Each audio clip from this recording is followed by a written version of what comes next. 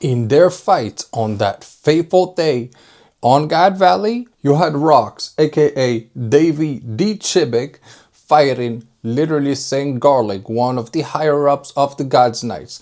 And in their fight, literally one man came out and one man didn't come out.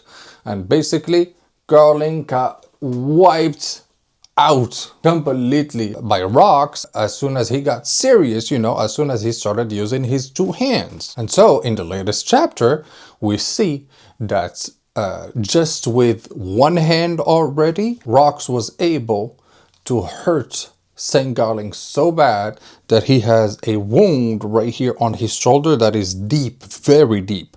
And you can see a lot of blood in the latest chapter as well, on his face as well. But at the same time, Garling is not done yet, and he's still trying to come back for a revenge because he's not done fighting the Rocks and all of that. And at the same time, Rocks, after he done what he did, he has Eris, his wife, on his shoulder, and he's basically trying to run. But at some point, Eris is like, you know what? No. I can defend myself and everything, and you need to defend us and defend yourself. So, you know what? Let me get up, let me get out, let me go this way, and you can actually use all of your strength to actually defend us. And that's when Rocks got serious. He took basically his sword with his two hands, and he probably slashed Garling.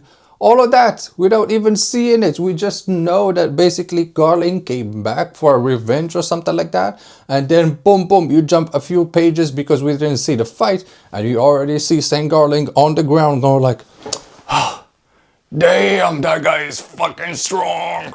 And so from their fight, we understand that Rocks is way stronger than even Garling.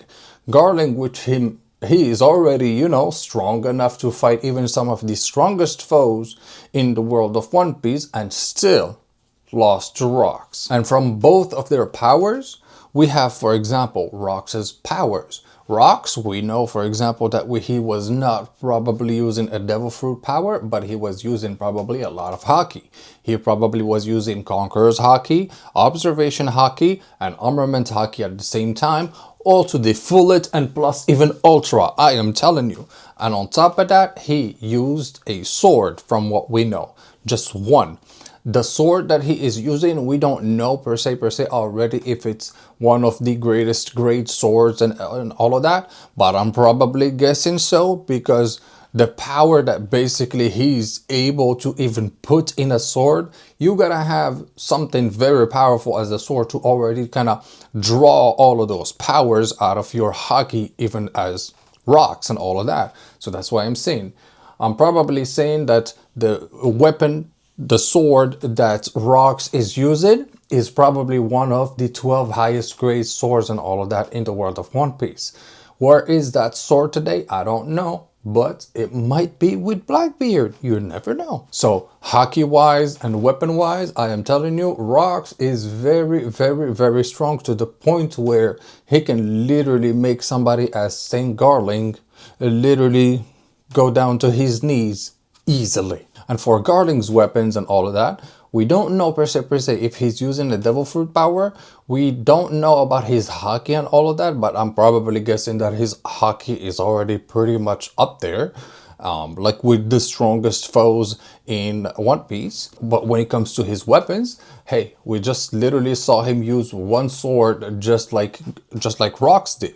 And so, from the perspective, I was looking literally at that sword and I was like, what if that sword is literally the sword that got passed on from St. Garling to his son, Shamrock? And in that same sword, that's when you had that Cerberus devil fruit power or something.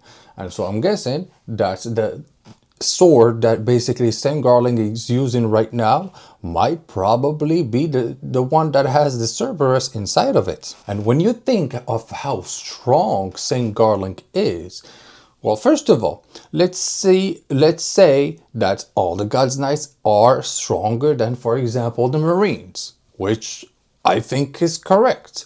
Like, for example, I think that a St. Garling is probably stronger than the lava guy, And from that perspective, who is even stronger than the God's Knights? I'm thinking it's probably the Gorosei. So literally you had Prox that was able to defeat a God's Knights that's literally in the very end of the hierarchy of the strongest foes of One Piece, and he is basically right above the Gorosei and Im, and he can basically just come in and slash if you are a God's Knights, you know. And from that perspective, I am guessing that Rocks can literally beat, if not all the God's Knights, and he's got the same kind of power, not the same kind of power that Im, of course, but he is coming closer and closer to those same kind of antique kind of powers that we saw, for example, with Joe Boy's hockey, that we saw with Emmett and all of that.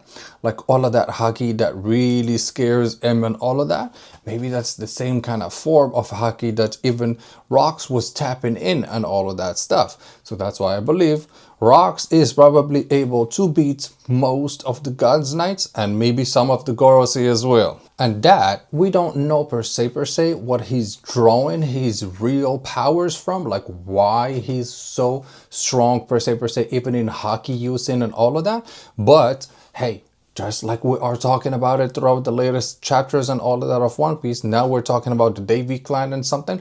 We might guess that is something to that has to do with the Davy clan part, and like maybe that's the Davy clan actually holds an antique power from the dawn of time, like from the void century and all of that, and maybe that power actually comes out in the form of total indestructibility or something like that. Because even when you look at Blackbeard, and when he says that he actually takes all of the attacks coming to him and he absorbs them, he takes on the pain and all of that, and then he makes himself stronger or something. So maybe there is something to do with that form of pain slash that will transform into hockey. Maybe there's a theory right there. Let me know down in the comments below, guys. What do you think about this theory? And so how long can actually Chebek keep on going the way he's going? I don't know yet. He might use all of his powers, and then at the end he might run out of powers, and that's how he gets defeated out of the whole fight in between Chebek, Goldie Roger, Garp, Im, and all of that. But just from this fight in between Rock the Chebek, aka Davy the Chebek, and St Garling did not stand a chance whatsoever. And that's why in their fight, Shanks' daddy totally lost that day. And on that note, guys, let me know what you think about this theory down in the comments below. Don't forget to like this video, subscribe to the channel, and I'll see you on the next one. Peace.